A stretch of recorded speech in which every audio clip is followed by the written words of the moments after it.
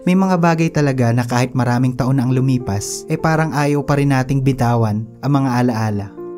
Yung concert na habang nagwawala ka sa mosh pit, tapos may respeto pa rin sa huli sa kapwa mo mosher. Yung nakita mo yung chicks mo sa gig nyo, kaya naman pupunta ka pa sa gitna ng stage at hahataw ng mga guitar solo. Yung panliligaw noon, yung kilig sa text o sa sulat galing sa crush na matagal mo nang gusto, o yung ingay at sigawan sa first gig ng paborito mong banda na para bang kailan lang ay nandun ka pa sa mga sandaling yon na gustong gusto mong balikan kahit saglit lang. Kaya lang hindi na ito pwedeng maulit. Pero sa bilis ng takbo ng panahon ngayon, mapapaisip ka pa rin, mas maganda ba noon o mas maganda na ngayon? Ang totoo, hindi ito kwento ng pagtutol sa pagbabago. Ito ay paglalakbay sa dalawang magkaibang panahon, ang ating nakaraan at ang kasalukuyan, at kung paano sa kabila ng lahat ng pagbabago, pareho pa rin silang may sariling ganda at kakaibang kwento. Kaya naman pag-uusapan natin ang musika noon, paano manligaw ang mga rockers na batang 90s dati, kumpara sa ngayon, ano ang tema ng mga concert, gaano ka-wild ang gig culture, at paano nagbago ang paraan ng pagsikat ng mga banda. Pero syempre, lahat ng yan ay ikukumpara natin sa panahon natin ngayon. Halika't magsimula na tayo. Kung babalikan natin ang eksena ng rock sa Pilipinas noong 80s at 90s, hindi lang tugtugan ng matindi, pati pananamit. Noon, bago ka pa man tumapak sa gig, alam na ng tao kung anong klaseng banda o musika ang trip mo, base yan sa forma mo. Pagka leather jacket ka, siguradong fan ka ng mga foreign hard rock, gaya ng Guns N' Roses o Aerosmith. May ripped jeans ka, naku, posibleng galing ka sa rehearsal ng banda o kakapanood mo lang ng River Maya sa isang university fair. May Doc Martens o Chuck Taylor, walang duda, nasa rock scene ka nga. Noong 90s wala pa masyadong fast fashion, walang Zalora, walang Shopee, at ang Uniqlo ay hindi pa parte ng vocabulary ng Pinoy rocker. Kaya karamihan sa atin, sariling diskarte. Minsan second hand sa ukay-ukay. Minsan hand-me-down mula kay kuya o sa pinsan. Naalala ko pa nung high school ako, may kaklase akong gitarista ng isang campus band. Wala siyang pambili ng tunay na leather jacket, kaya kumuha siya ng lumang trench coat na galing sa tatay niya. Pinutol niya yung manggas para magmukhang rugged vest. Tapos tinapalan niya ng safety pins at band patches na nakuha niya sa rekto. Pero grabe, kahit amoy lumang aparador yon, astig ang dating. Lahat kami napapatingin, suting papasok siya sa school, na parang galing sa MTV music video. Walang stylist noon, ikaw ang stylist ng sarili mo. Pero dahil limitado ang options, mas naging creative tayo. Kung gusto mo magmukhang Kurt Cobain, kailangan mong maghanap ng plaid polo sa ukay-ukay. Kahit ilang oras ka pang maghalukay sa init ng Quiapo. Sa modern era, kahit sinong teenager, pwedeng magmukhang rockstar sa loob lang ng ilang click. Bibili ka lang ng band shirt sa Lazada at madalas fake pa yung print, pero ayos lang. Basta may logo ng Metallica at Nirvana, okay na sa Instagram post. Ngayon mas malinis, mas curated, at minsan mas paastig kaysa sa tunay na astig. May mga kabataan ngayon na nagra-rock look kahit hindi naman nakikinig ng banda sa shirt nila. May makikita kang nakasuot ng Ramon shirts pero EDM ang mga nasa playlist. Hindi na rin mahirap magkaroon ng leather jacket. May mas mura sa online.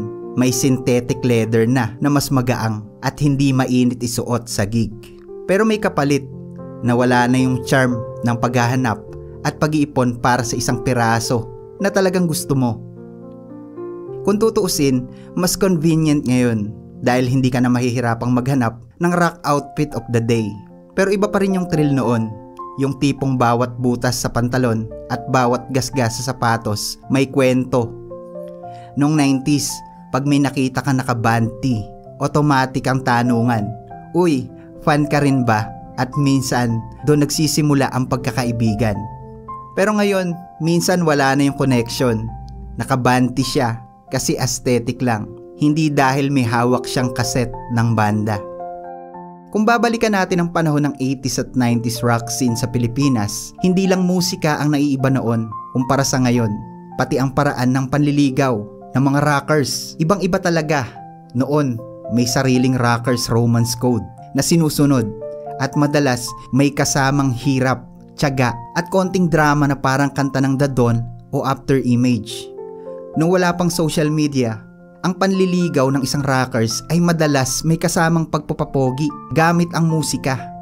Kung ikaw ay gitarista o bokalista, malaking bentahe yun para sa'yo. Kasi imbes na simpleng high lang, pwede kang gumawa ng kantang para sa kanya. May mga kaibigan ako dati na gumagastos ng baon nila para lang makabili ng blank cassette tape sa Raon para i-record ang playlist na pinag-isipan ng ilang araw.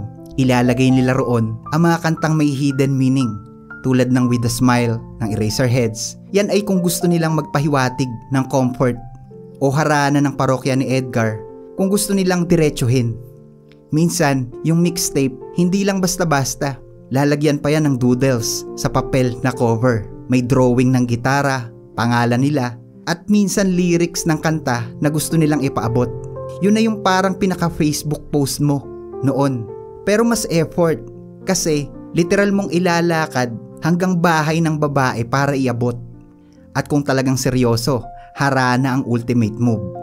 Yung tipong maghihintay ka hanggang alas 9 ng gabi, bit-bit ang gitara kasama ang tropa para magbigay ng live performance sa ilalim ng bintana niya.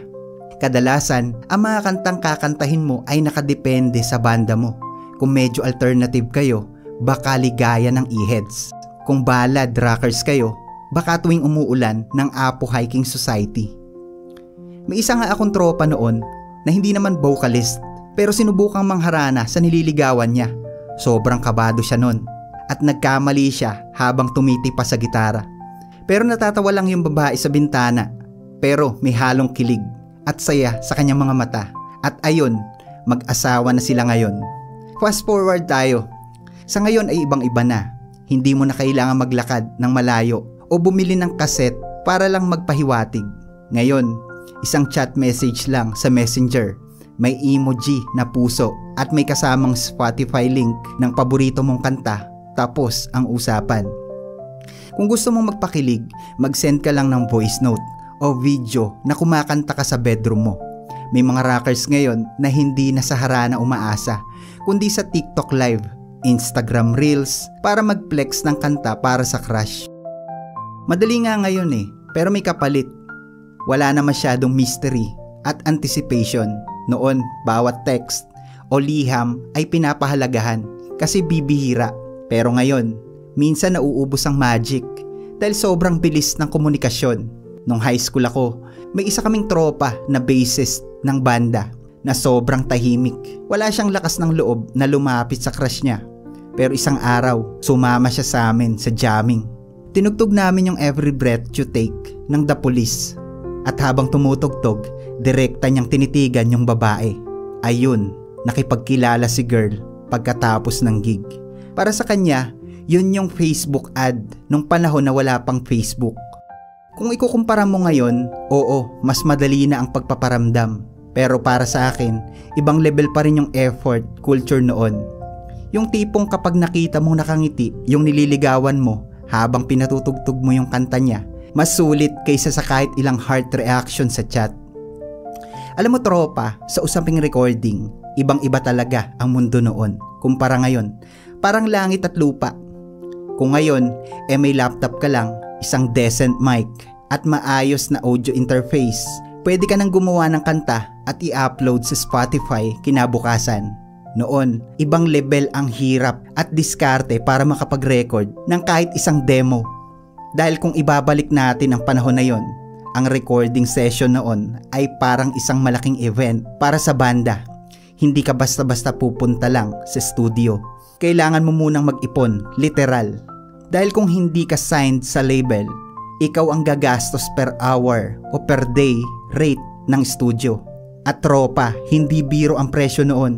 Pwedeng umabot ng 500 hanggang 1,500 kada oras.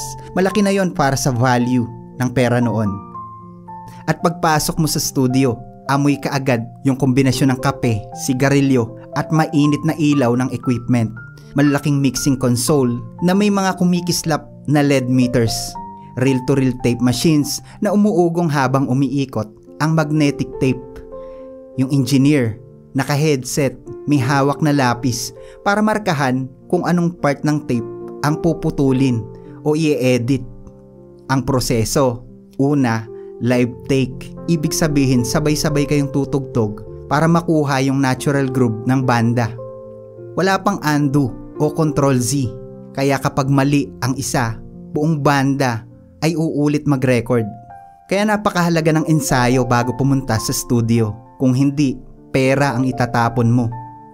Kapag tapos na ang lahat ng tracks, dadaan pa yan sa mixing. Ang mixing noon ay halos ceremonial.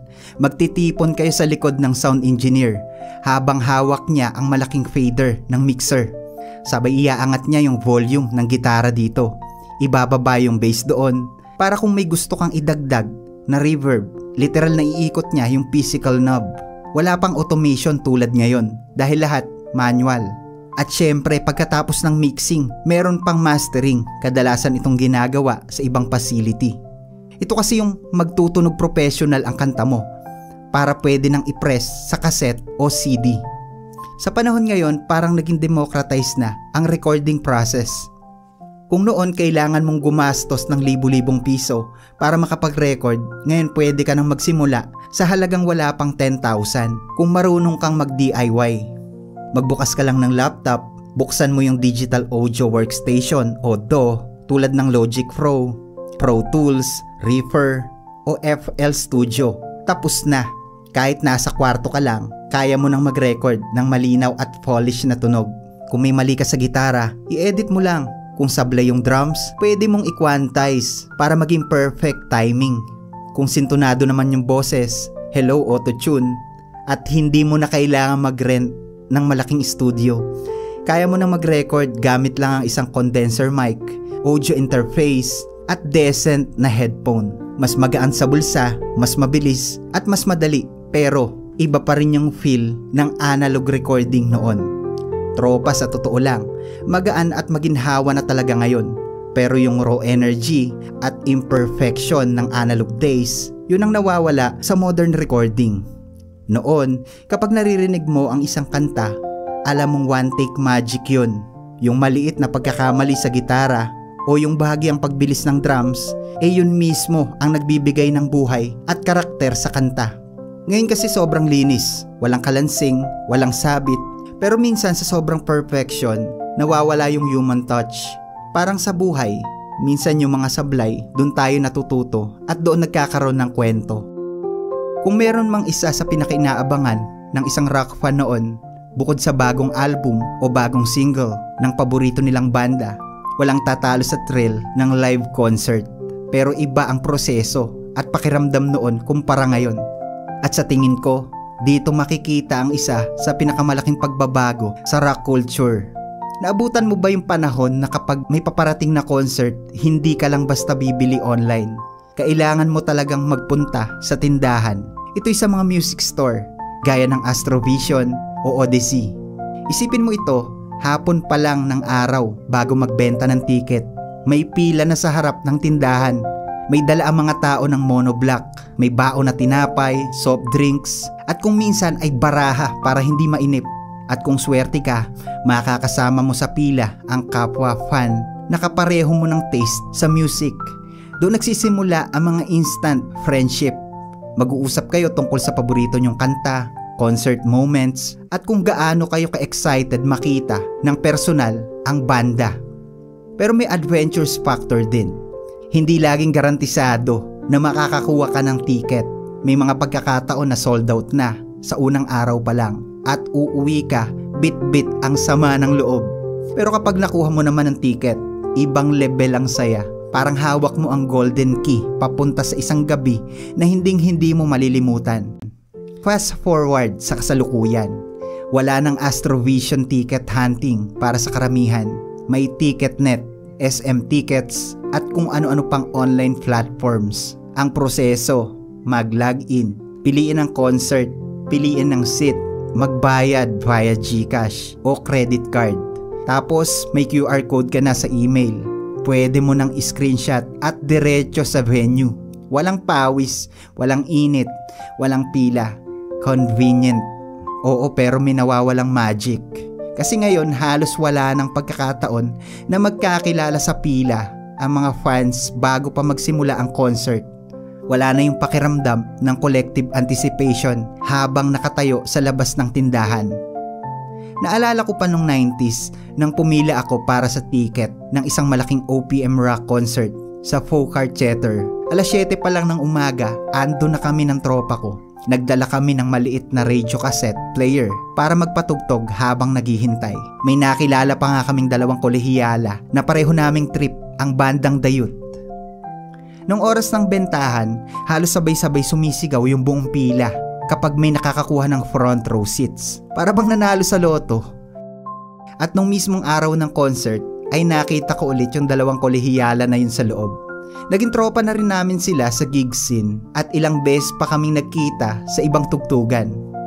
Kaya nga kung online booking lang yun, malamang hindi kami nagkaroon ng ganong karanasan o koneksyon sa isa't isa.